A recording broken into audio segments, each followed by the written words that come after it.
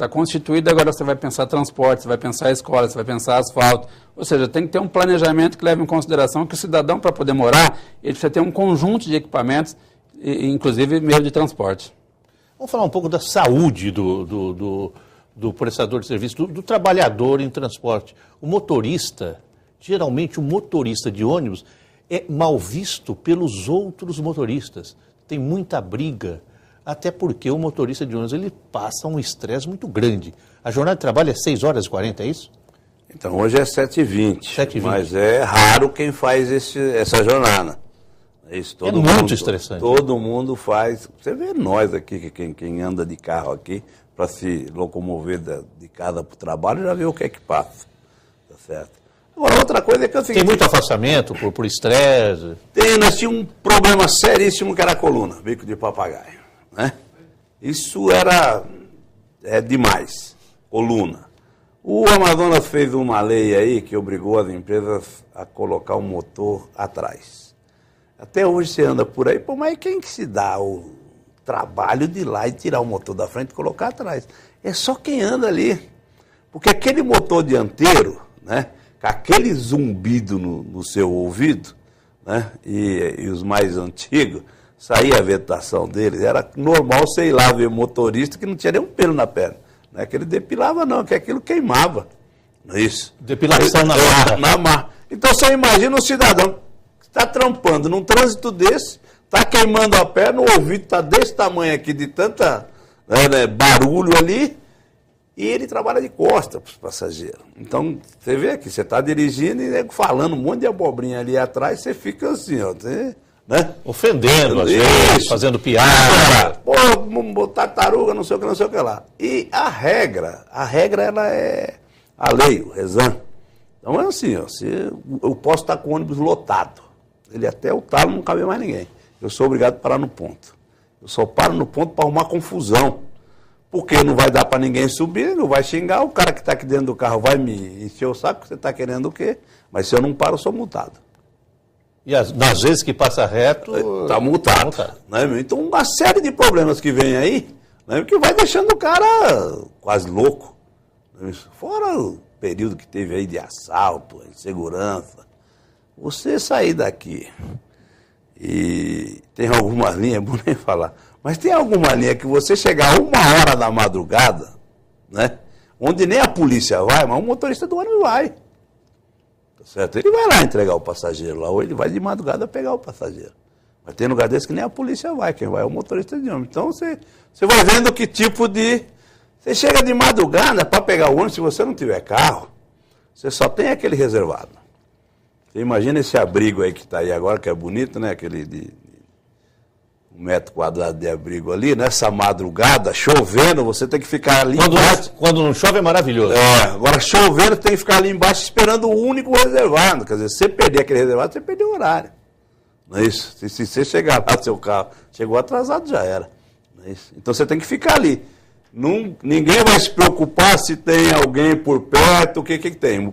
O cidadão e a cidadã. Porque hoje tem muita mulher que trabalha. Você pegar a outra questão... É coisa básica, né? Necessidade vital. Você tem que ter um banheiro. Para onde que o motorista vai usar banheiro? Isso. Você pega a linha com 2 horas, você chega no ponto final, cadê o banheiro? Não tem banheiro. Tá certo? Então, quer dizer, uma batalha que o sindicato vem há muito tempo, tem que dar um mínimo de estrutura para um cidadão desse. Um mínimo de estrutura. Né? Então, isso tudo vai se juntando e o cara fica assim, meio doido. Agora, tem outras coisas também que é complicado. O ônibus vem, ele tem que parar naquele ponto. Então, você dá seta, eu tenho que parar ali. Eu não posso passar daquele ponto. Então, se você está aqui, então dá uma paradinha, deixa ele entrar e sai para o outro lado e vai embora. Mas tem nem que ficar ali no meio do carro. Não vai nem para frente nem para trás, fica ali no meio. Até tirar a paciência do cidadão ali. Aí o cara empurra um pouquinho mais para lá e sai xingando. É isso? Então, tem uma série de situações. As câmaras, né? Então, pô, você está com... Hoje tem como é que chama? O tacógrafo. Como é que o tacógrafo diz que você não aumentou, você não passou da velocidade e a câmara diz que você passou? Que negócio é esse? Uma batalha tecnológica. Pois é, rapaz. E aí, não é brincadeira. A maior parte das multas do Rezan Estava o sindicato resolvendo, não sei se resolveu recentemente.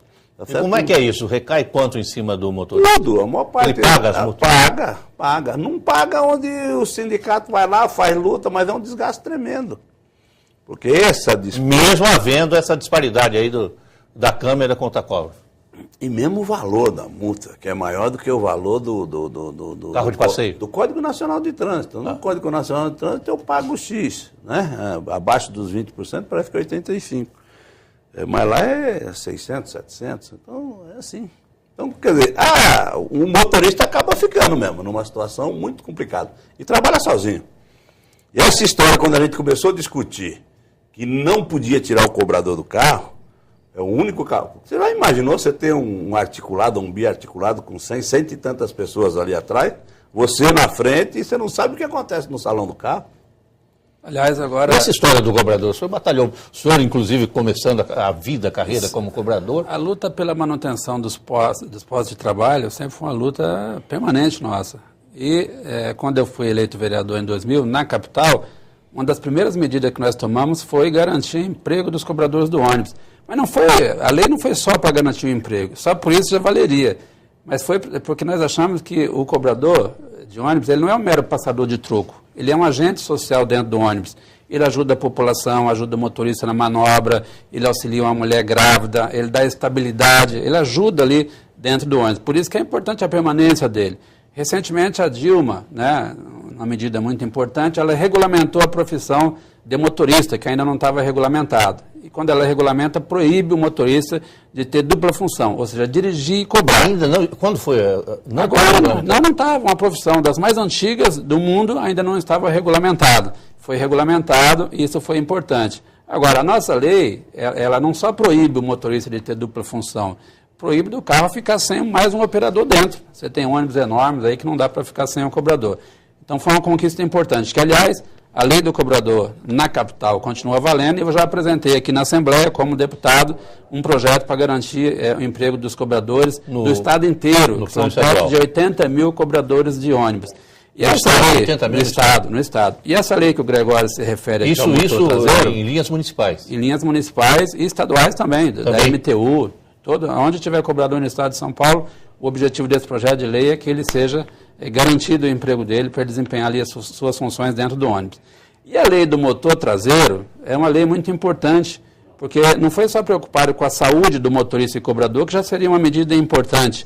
É que ao você tirar o barulho e a quentura do motor, nós fizemos estudo, uma época, que o motorista que dirige um ônibus 25, 30 anos, ele perde cerca de 15% a 20% da sua audição, além de ter problema de circulação, um conjunto de doenças que ele adquire por conta da quentura. Mas você tirando É uma jornada de trabalho de quantas horas semanais? Olha, deveria ser 7 horas, mas acaba sendo 12, 14, 16, 18. Dia. Você tem a dupla pegada, trabalha de manhã, trabalha à tarde, você tem um carro direto. As dificuldades do motorista, a necessidade da empresa faz com que eles quase que obrigam os motoristas a trabalhar 18 horas por dia. No papel é uma coisa, na prática é outra. Na prática é outra. Mas voltando a essa questão do motor. Então hoje você vê muitos ônibus na cidade que você pode inclusive colocar uma televisão dentro do ônibus porque você tem um motor traseiro, tirou o barulho. Olha aí como a lei tem um caráter importante. Então essa questão da lei do cobrador, lei do motor, nós já apresentamos aqui um projeto de lei e espero que meus colegas aqui na Assembleia Legislativa aprovem e o governador Alckmin possa regulamentar, né, sancionar e regulamentar essa lei, que vai ser muito importante aí para toda a categoria e para a população de todo o estado de São Paulo. Extrapolando um pouco, como são dois especialistas em transporte urbano e com experiência na cidade de São Paulo, eu queria lhe perguntar o seguinte: agora tem uma onda de ciclistas. Inclusive já houve acidente de ônibus com ciclista. Houve uma semana passada, uma moça. E agora em Guarulhos também foi um carro, não foi um ônibus, mas um rapaz com skate foi atropelado, parece que na calçada. Isso está sendo cada vez mais frequente. Essa convivência de outros meios de transporte, considerando também a moto, que é uma coisa incrível na cidade de São Paulo, é um capítulo à parte, mas também agora os ciclistas, com faixa de ciclistas. Essa convivência será um dia pacífico ou isso é impossível numa cidade com as características de São Paulo? Olha, nós achamos que é possível. São Paulo, essa metrópole que nós conhecemos, aqui tem espaço para toda a modalidade de transporte. Do transporte a pé, passando pelo ciclismo, táxis, ônibus, metrô, trem, tem espaço para todos. Agora, não dá para você simplesmente, de um dia para o outro, pegar uma via expressa e falar que vai começar a circular ciclista. Isso precisa ter todo um processo. A segurança deve ser prioridade. Tem sido parece assim. Que está sendo implantado em capítulos, mas uma coisa não. Não, tem sido assim. Eu vejo assim com bons olhos, acho que o transporte através de bicicleta é importante. Mas antes de você implementar o transporte de bicicleta, é necessário desenvolver estudos técnicos. Nem todas as vias podem comportar o transporte de bicicleta. Ver a questão da segurança em primeiro plano. Né? Porque nós tivemos, infelizmente, alguns acidentes feios. Teve aquele acidente lá onde o jovem perdeu o braço na Avenida Paulista. É uma coisa assim que a gente... Era um rapaz saindo da boate e um trabalhador indo para o trabalho. Exatamente. Se encontraram desgraçadamente. Espero que isso não se repita mais. Agora é isso, eu acho que nós temos que difundir cada vez mais o meio de transporte através de bicicleta, mas cada um na sua área. Não dá para você simplesmente pegar avenidas super movimentadas, com caminhões, com ônibus e falar, agora aqui vou colocar a bicicleta. Não, tem que, em alguns casos, tem que ser segregado mesmo, não pode ter contato, porque se você tiver contato ali, tiver meio metro só entre um ônibus, um caminhão e a bicicleta, certamente isso vai facilitar os acidentes. Agora, se você segregar onde as bicicletas estão passando, certamente vai diminuir os acidentes. Bota uns cones ali também. Acho que e às vezes cones, de fim de semana, o cone não resolve nada. Às vezes nem um cone resolve, né? Porque o cone é um equipamento de plástico que ele pode ser abarroado e passar para o outro lado. Então é necessário, antes de implementar qualquer meio de via para a bicicleta, tem que fazer um estudo profundo, priorizando a segurança, não só do ciclista, mas de todos ali que circulam, inclusive os pedestres. Onde circulam, Gregório? Onde circulam os trolleybus hoje, que são históricos, tem muita gente que gosta, tem muita gente, muito saudosista que lembra dos trolleybus. Nós estamos com a garagem do trolleybus, ela está lá no Tatuapé. Né? Então agora está sendo renovado, inclusive, a frota. Agora nós estamos numa batalha muito grande, eu nem sei quantas linhas tem agora, mas eles reduziram bastante. Né? Circula mais em que região da cidade? Na região central. Mais no centro, né? Região central. E a gente tem uma defesa de que o centro deveria rodar só com o trólebus. É um transporte limpo, né? Hoje é politicamente correto. Por causa da questão da poluição e tal. Mas é um transporte caro, né? Então... É mais caro do que o outro. É mais caro. E a discussão toda que a gente faz é que o transporte, ele tem um preço. Né?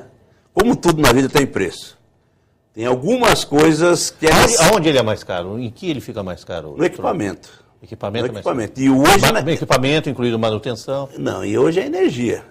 Né? Porque hoje, se eu não me engano, é cobrado, antes tinha um acordo que era cobrado um preço único. Agora está cobrando a energia no valor do horário de pico.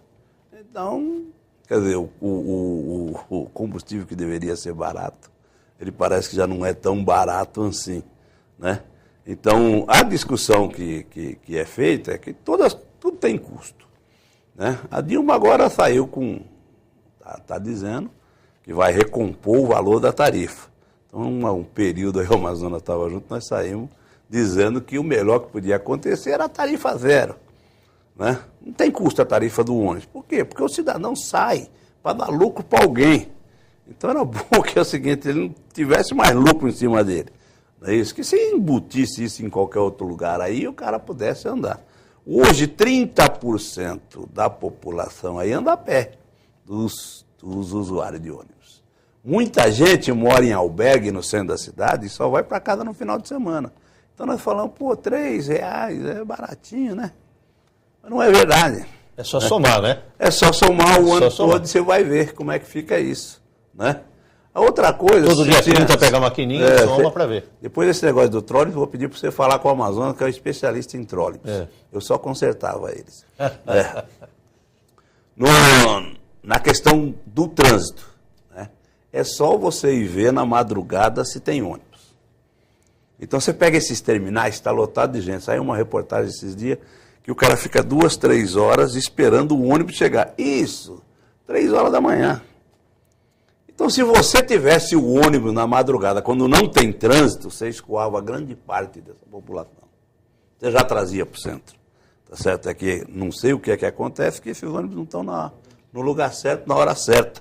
Tá certo? Para você estar trazendo esse povo para o centro. Então, na hora que você vai trazer, sai todo mundo junto.